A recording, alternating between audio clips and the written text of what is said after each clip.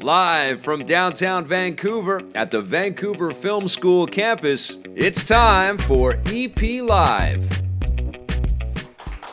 Hey, welcome to EPN. My name is Victor Lucas, and we bring you the latest in everything cool. And man, we got an amazing show planned for you today. Our good buddy Scott Jones is going to be on the show. Are you kidding me? Woo! Can't wait to talk with Scott. It's going to be great to get caught up with him, and we'll find out all about his brand new well, it's not so new anymore. He's been kicking butt with it for a while. It's called Heavily Pixelated. We'll find out all about that. But first, we have a rundown to get to, and this one is going out to Gary K. He says, I think this was about the 10 worst games on the Sega Genesis Mini. He says, I love how it seems to pain you to be at all negative. Good, honest points through all of that makes sense to my ears. Thank you. Controversial discussions around these Sega Genesis Mini choices. I did the review of all 42, and I've been getting all kinds of interesting comments. We've got some more Sega Genesis Mini coverage in today's episode as well, so stay tuned for that. But right now, let's get started with Gary K's rundown. After years out of commission, it looks like Battlestar Galactica is about to take off once again. A new show in the long-running science fiction franchise is in the works, with Mr. Robot creator Sam Esmail serving as producer. It will take its inspiration from the 2004 series, exploring a new story within the mythology where futuristic humans battle the robotic Cylons, although it's unclear if this means the new show will take place within the same continuity or reboot the timeline. No premiere window yet, but we do know that the new show is being made as one of the first big exclusives for NBC Universal's upcoming streaming service, Peacock.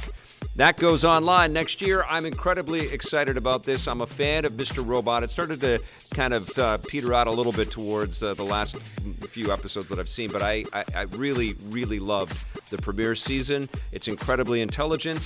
Sam Esmail, I hope I'm saying his name correctly, is an amazing creator, and he's already tipped his hat to Ronald D. Moore and the near perfection that is the Battlestar Galactica series that he created. It's my favorite science fiction television show. Blake shaking his head on cue. Says doesn't know, I don't know what I'm talking about, says Next Generation should be my favorite, but he comes from Star Trek, so he's also a fan. I love Ronald D. Moore, and I love that Battlestar Galactica series, and it's been amazing because as a super huge fan of that show, the fact that it was filmed in Vancouver, and we've gotten to know some of the cast members over the years is, in fact, we had people that worked on the sets of Battlestar Galactica build some of our set materials for the old EP studio set, which, again, but very, very fired up about this new BSG. It would be incredible if they did film that here, and I do want it to be in the universe, and maybe we will see some of the characters from Ronald D. Moore's Battlestar Galactica pass through, which would be amazing. But I want it to be new stories and new characters, and it was a vast, vast world with Battlestar Galactica. Although, with it being called Battlestar Galactica, it has to be about that big ship.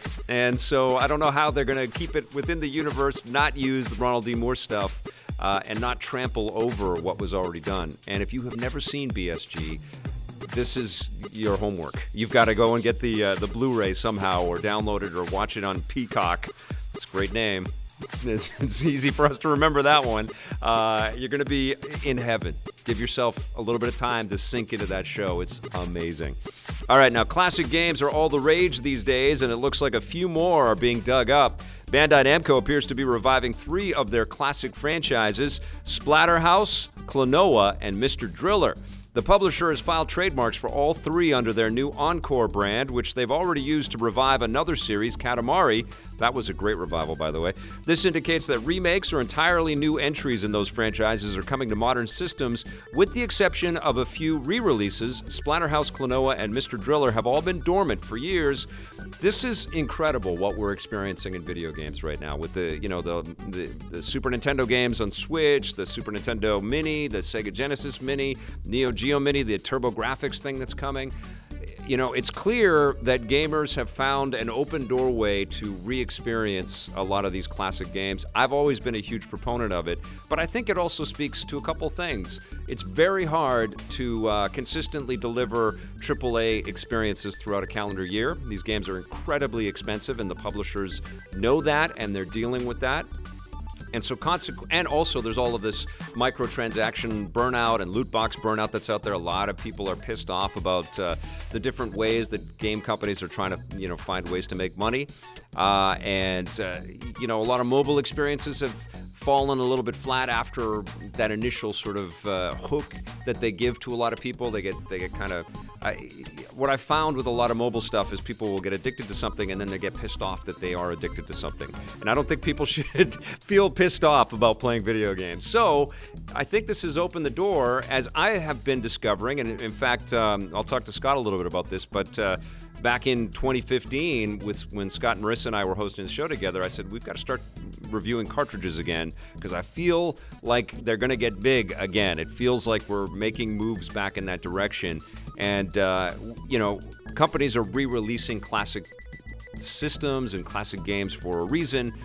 And even huge conglomerates like GameStop are re-envisioning what their store is going to be about. And I don't know if you guys have seen some of this video footage online, but they have classic gaming stations in their stores with CRT televisions and old classic consoles. There is a massive appetite for this stuff, and I'm really happy about it. And what's going to be interesting is how the digital services kind of work with all of these different titles and licenses and classic libraries and serve them up in ways that feel solid and without lag and consistency and at price points that make sense. But it's clear to anybody that's been gaming for a long time that the classic days are not done yet. In fact, it feels like they're getting revved up a little bit right now. All right, now the new Modern Warfare deploys next month. This is the antithesis to all of this classic game talk we're talking about. And it's not the only Call of Duty game on the way. Activision has announced that Call of Duty Mobile will hit iOS and Android devices on October 1st. The game is a collaboration between Activision and Chinese gaming giant Tencent and is a free-to-play shooter that recreates multiplayer maps from the console games. Activision says this is the biggest Call of Duty mobile game by far, and they hope it will help the franchise grow, not just at home, but in emerging markets like China. I've already got this on my phone. I've actually checked this out a little bit because it's been in soft launch in Canada, and it is impressive for sure. The challenge that I had when I was playing the game on my phone is I was headed to the Call of Duty hands-on event to go check out the new Modern Warfare experience, and this new game is crazy cool looking. It is such a beautiful game. I don't know if it's a good game yet. Multiplayer has been fun. We're going to find out very soon how big and epic and satisfying the new Call of Duty title is. But the mobile experience, I think, will attract a lot of people. But I don't know if it's going to be one of those games where people are addicted to it and then they hate that they're addicted to it. I don't know. I don't know yet. I haven't played enough of it to find that out for myself personally. But chances are it's going to make a buttload of money.